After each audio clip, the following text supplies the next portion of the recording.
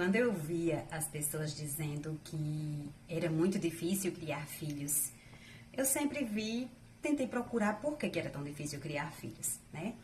E aí, a partir do momento que eu me tornei mãe, eu comecei a descobrir, né, o que era esse mundo da maternidade, desde esperar engravidar, passar a gravidez, o nascimento, a fase da infância, né, aquela fase de escola, de amigos, agora entrando na adolescência, essa fase de adolescência.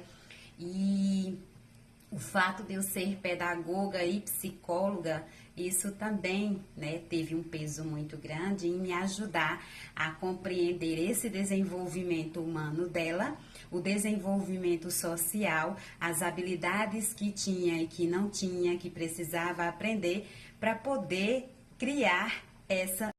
E aí eu tive a oportunidade de estudar e me aprofundar sobre puberdade e adolescência, né? Dois conceitos bem diferenciados, e que também me aprofundei no estudo da adolescência como um conceito cultural ocidental, esse formato dessa adolescência que se apresenta aí, que são rebeldes, são intempestivos, né? Fiz estudos aprofundados também da neurobiologia do cérebro adolescente, para entender todo o percurso pela qual ela vai passando, ela vai trilhando.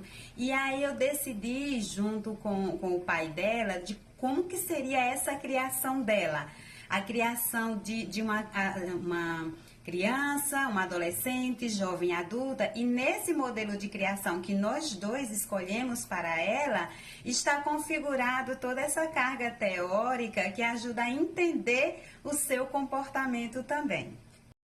E nessa fase agora eu começo a compreender, né, que aquele ser humano que nós estamos formando, e aí a gente já se baseia na nossa própria formação, as lacunas que tiveram em nossa formação, as ingenuidades que às vezes nos fizeram acreditar, e isso aí custou caro, porque na hora que a gente se depara com a situação real, acontece da gente se decepcionar, porque a gente não esperava isso das pessoas, mas é porque as pessoas sempre foram assim e sempre irão ser. A única diferença foi a forma como eu fui ensinada a olhar as pessoas, né? E aí, como eu já tenho essa experiência junto com o pai dela, a gente consegue ir modelando os comportamentos dela para que ela já vá percebendo e vá vendo que o ser humano ele é assim, porque quando ele vier se posicionar diante dela, ela não vai se decepcionar se isso foi negativo para ela.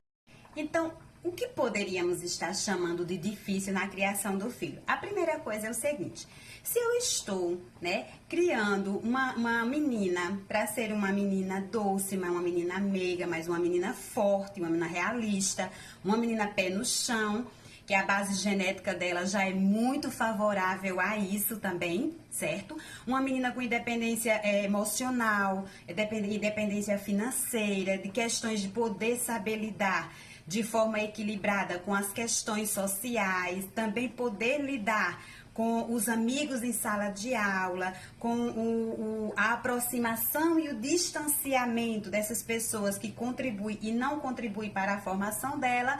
É claro que todo esse ensinamento que eu estou dando para ela, é uma menina de opinião, ela não se deixa levar tão fácil pela opinião das outras pessoas, mas ela sabe ponderar quando ela deve ser inserida no grupo. E aí ela tem desenvolvido habilidades de saber se posicionar diante de temas, de saber escolher lados, de saber estar de qual lado, de saber trabalhar a assertividade, né? Principalmente de ter opinião própria. E é claro que ela iria ter opinião própria comigo também, com o pai também. E esse exercício de treinamento que a gente ensina ela a fazer com as pessoas fora da nossa família, é claro que ela iria usar com a gente também. Ou a gente acha que não, pai e mãe, você vai fazer só desse jeito, né? E lá fora assim. Essa ilusão que a gente tem, que a gente quer criar nossos filhos fortes, mas eles não podem ser fortes para conosco. Eles estão em treinamento. Eles estão testando com a gente para ver questão de hierarquia, para ver questão se a gente respeita o ponto de vista deles ou não, se a gente recua, se a gente faz com que eles avancem. E nesse testar comigo é onde a gente acha que nasce o conflito. É uma das coisas que eu sempre questiono a escola. A escola, ela ensina o estudante a ser crítico, mas não pode criticar ela. Às vezes o professor ensina o estudante a ter autonomia, a ter desenvolvimento, mas não autonomia para questionar que o resultado daquela prova foi negativo e que ele não concorda com isso.